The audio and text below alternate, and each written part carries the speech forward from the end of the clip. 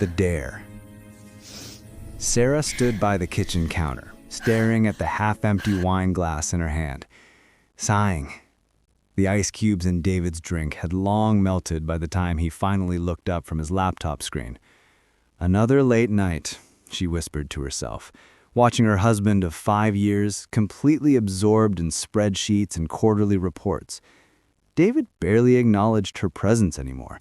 Their conversations reduced to mundane exchanges about bills, grocery lists, and whose turn it was to take out the trash. The passion that once ignited their relationship had dimmed to barely flickering embers. When Jessica called that Thursday afternoon, suggesting they hit up Mark's birthday party, Sarah hesitated. "Come on, girl, you need this," Jessica insisted through the phone, her voice full of energy. "You've been cooped up in that house forever. Live a little." Sarah glanced at David, who sat in his usual spot on the couch, eyes glued to his phone. "Fine," she agreed, surprised by her own decisiveness. "I'll be there."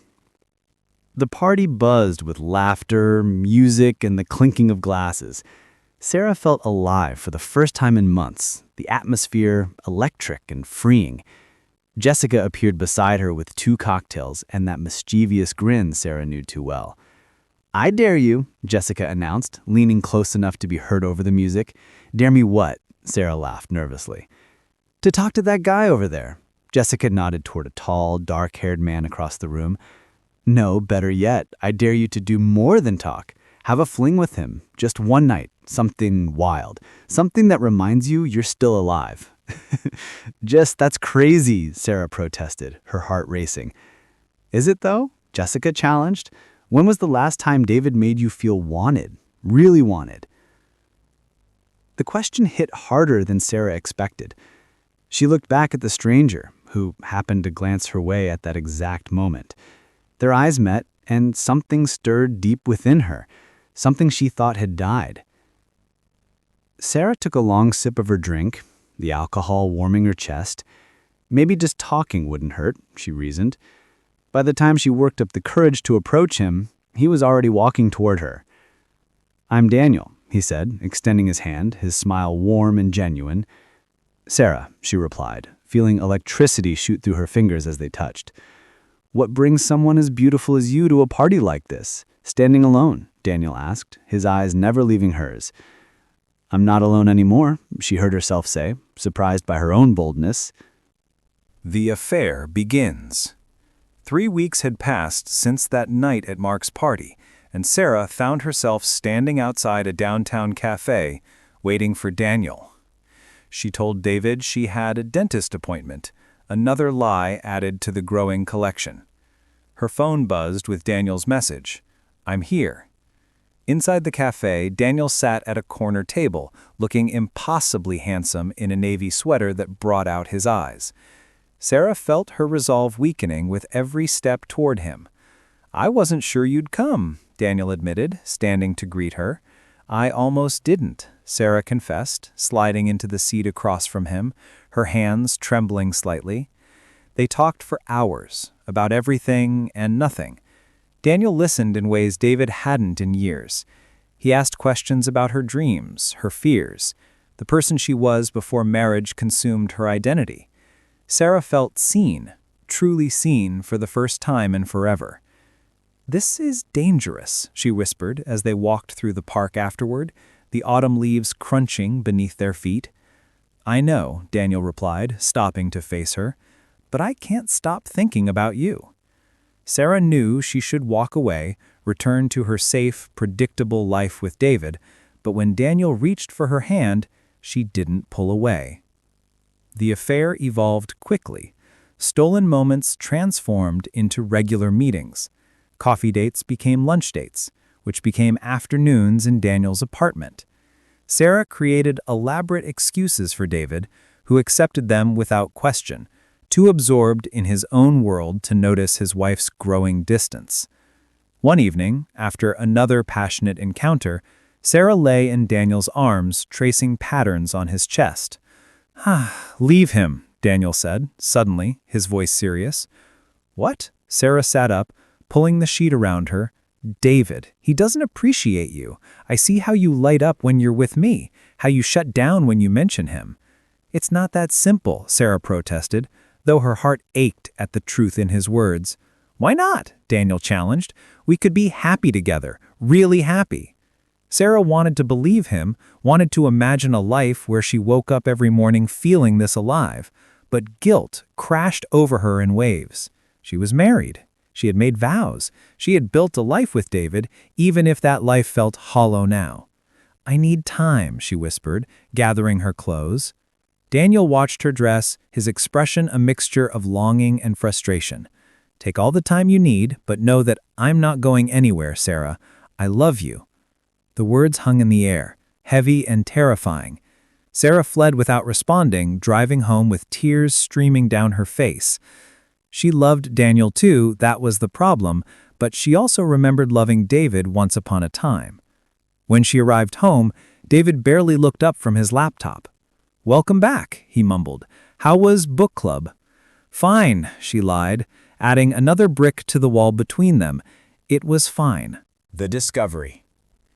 Sarah stared at the pregnancy test in her trembling hands, watching the second line appear darker and darker. "Oh no, no, this can't be happening." She sat on the cold bathroom floor, her mind racing through calculations, dates, and possibilities. The timeline was unmistakable. David had been away on a business trip during her fertile window. The baby was Daniel's. Panic seized her chest, making it difficult to breathe. She had been careful, or thought she had been, but obviously not careful enough. One mistake, one moment of carelessness, and now everything was falling apart. "Sarah," she heard David's voice outside the bathroom door. "You okay in there?" "Fine," she called out, her voice cracking. "Just feeling a little sick." The irony wasn't lost on her. Morning sickness would be impossible to hide much longer. Over the next few days, Sarah moved through life like a ghost, mechanically performing tasks while her mind spun in endless circles.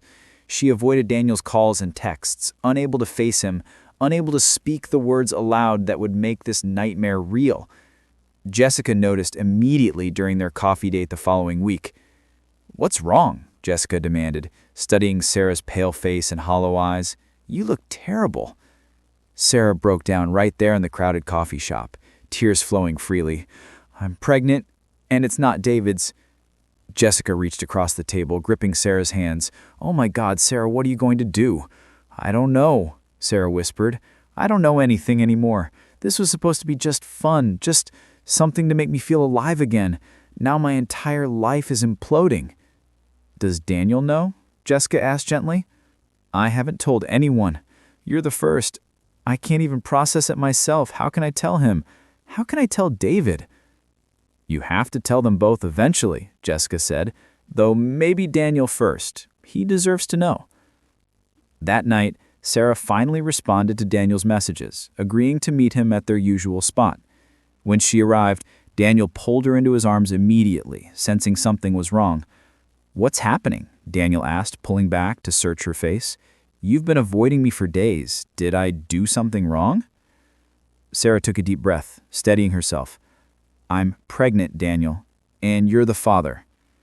Daniel's expression shifted through shock, confusion, and finally something that looked almost like joy. "Wait, really?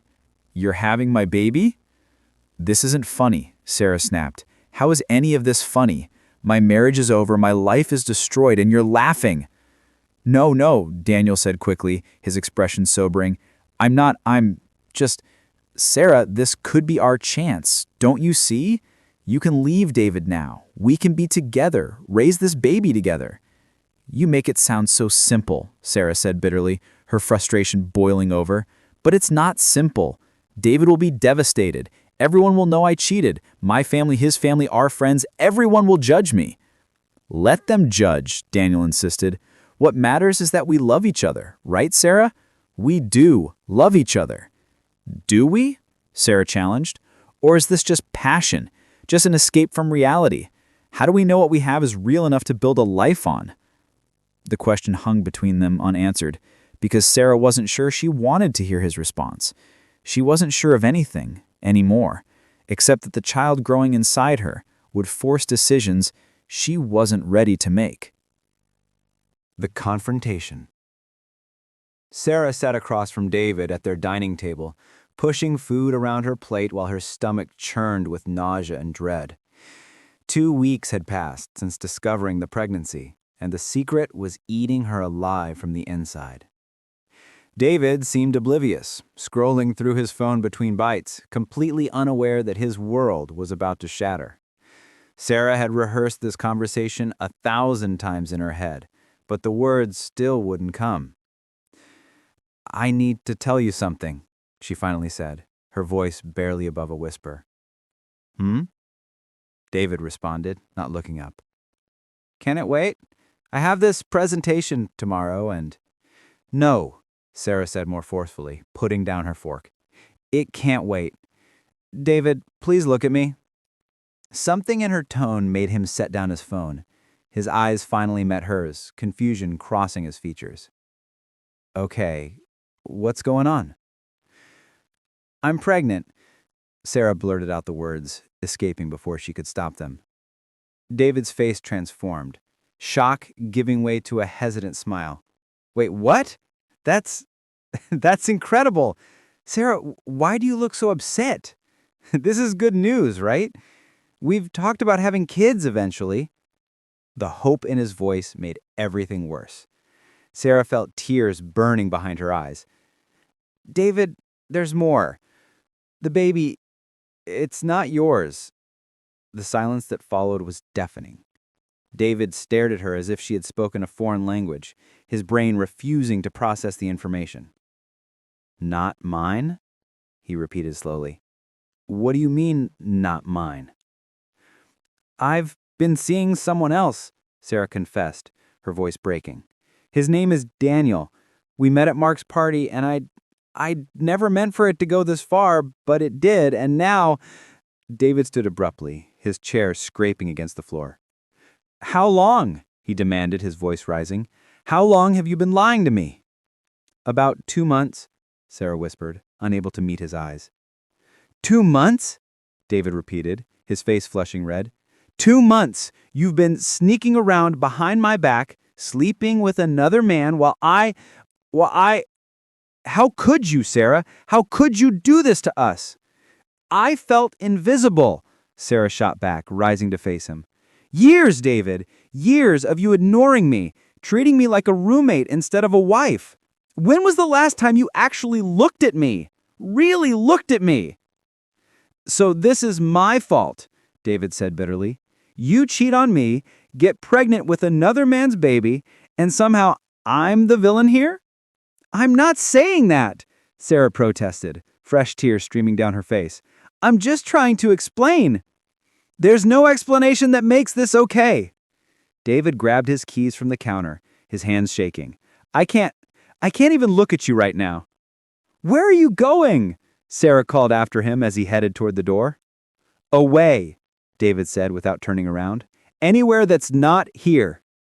The door slammed, leaving Sarah alone in the suffocating silence. She collapsed onto the couch, burying her face in her hands. Everything was falling apart, exactly as she knew it would. Her phone buzzed with a message from Daniel. Can we talk?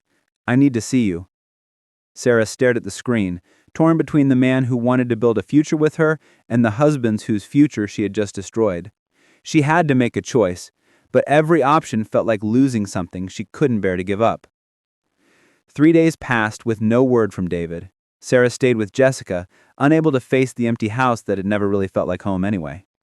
Daniel called constantly, begging to see her, to talk about their future together. But Sarah felt paralyzed, caught between two impossible choices.